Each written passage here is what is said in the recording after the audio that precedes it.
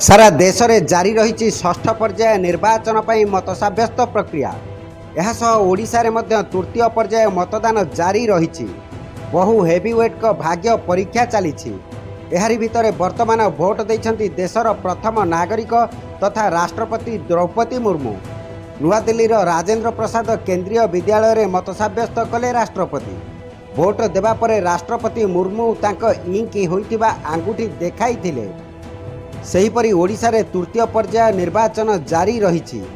एही पर्याय रे प्राय अधिकांश आसन रे कड़ा मुकाबिला देखिबाकू मिलिबो।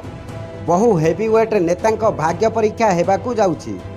संबलपुर लोकसभा आसन रे केंद्रमंत्री धर्मेंद्र प्रधान एवं बीजेडी प्रार्थी प्रणव प्रकाश दास को मध्य जोरदार लड़ाई हेबाकू थिबा बेले कटक लोकसभा आसन रे भाजपा प्रार्थी भर्तृहरि महताबक सह बीजेडी संतृप्त मिश्र एवं कांग्रेस सुरेश महापात्र मध्य लड़ाई हेब।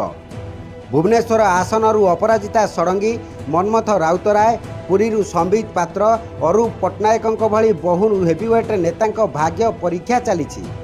Bureau report, media voice.